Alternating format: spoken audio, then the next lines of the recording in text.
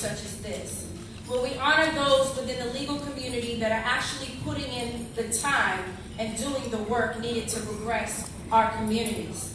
I can't even begin to tell you how much pride, vigor, and humility I feel to be honored not only among all these leaders in this room, but the fact that I'm being honored by the Cook County Bar Association, the oldest bar association of African American lawyers and judges in this country.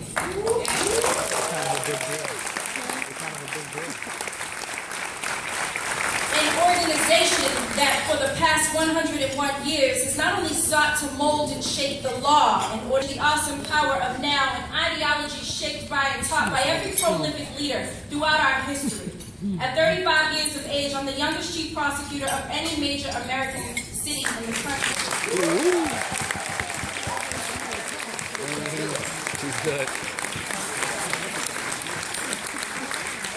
When I decided to run for Baltimore City State's Attorney, I embarked on a journey that was not easily rooted in an abundance of external support. You see, I sat down with any and every politician, business owner, community, and clergy leader to ask for their guidance and support in my endeavor.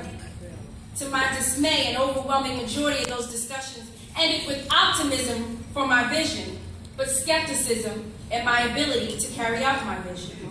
Most of those skeptics went as far as to even discourage me from running for this position in the first place. And whether their skepticism was rooted in love or hatred, I was told over and over again that now was not my time. I was told that my dream was impossible. I was told that I was too young, that I was too inexperienced, that I couldn't raise enough money, that my decision to run would not only interrupt, but potentially destroy my husband's political career.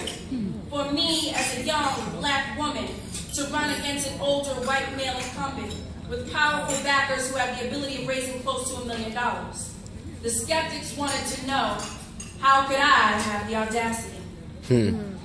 After thinking long and hard about the skepticism of the cynics, I thought about the audacity of those fearless leaders woven throughout our history, such as Thurgood Marshall, Rosa Parks, Dorothy Height, President Barack Obama, Congressman John Lewis, Congressman Elijah Cummings, Reverend Jesse Jackson, all of whom have been unwavering in their pursuit of justice and equality.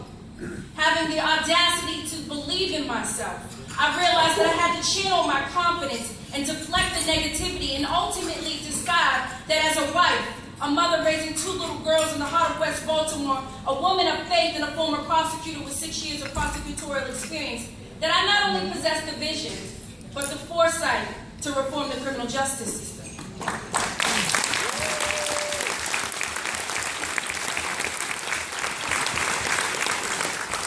Bearing in mind my passion, I realized that my desire to change a criminal justice system, a system that has historically and disproportionately affected so many communities of color, far outweighed the force of any skepticism. Reflecting upon my faith and my life experiences, I had to make a decision that my dream would not be deferred.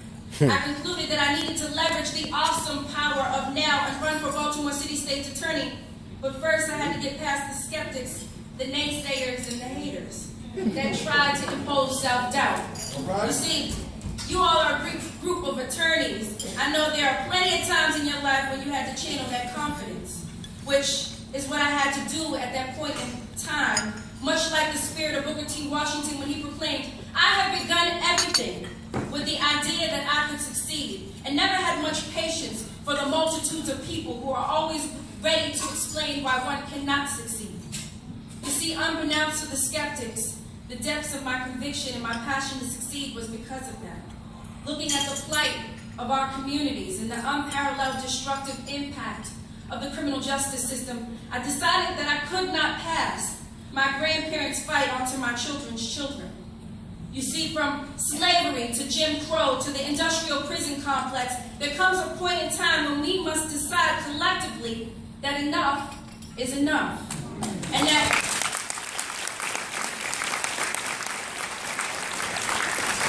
when God provides you with a purpose, He wants you to walk in that purpose. I ask myself, if not me, then who? If not now, then when? Throughout the journey of my campaign, as my skills and my qualifications and my work and my personal life experiences were questioned and critiqued.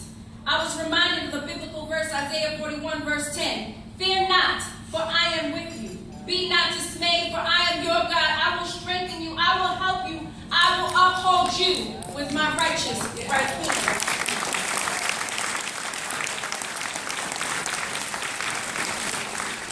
I walked in God's purpose for my life, and on June 24th, I won the Democratic nomination for Baltimore City State's Attorney in a surprising upset where I beat an incumbent that outraised me 4-1 by double-digit percentage points.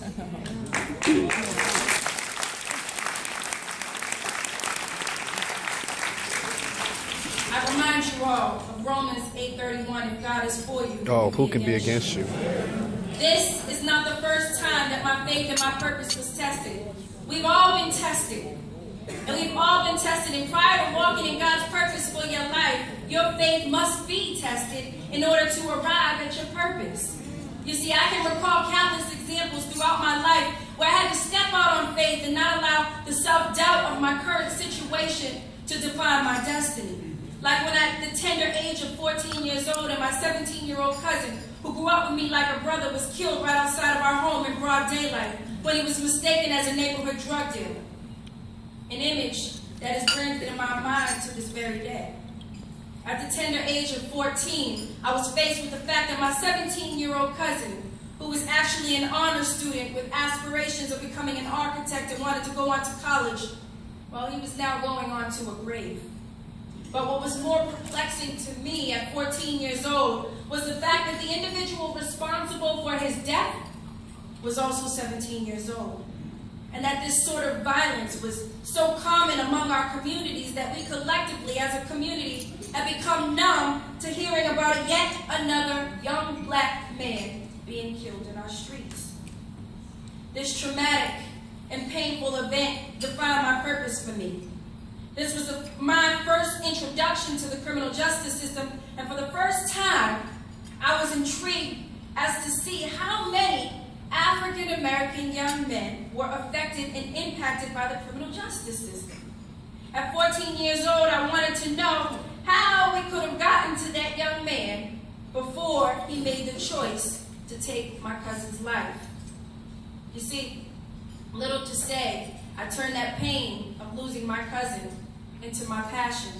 That's the reason why I wanted to become a prosecutor, because of the awesome amount of discretion that prosecutors have that not only affect the defendants and victims of crime, but as prosecutors, our discretion has collateral consequences on our community.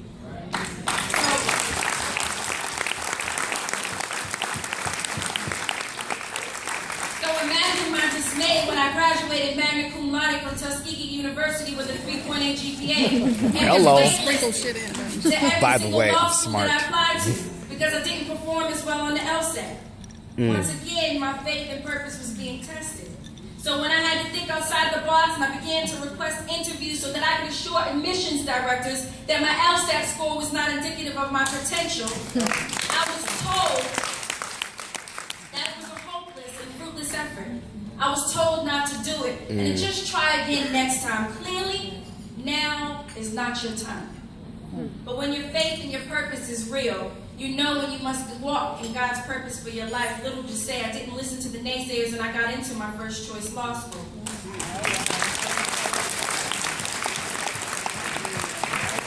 Then after successfully graduating from a top 25 law school, my faith and purpose was yet again tested when I did not initially pass the bar examination. Having gone through the pain of disappointment, I realized through that experience that failure is not fatal. And this was yet another test of my faith. I became relentless in my pursuit to walk in my purpose with God in the midst. I was determined that I would prevail, that I would one day become a top prosecutor. And I did. Youth, our families, our communities, through the vision and leadership of organizations like the Cook County Bar Association.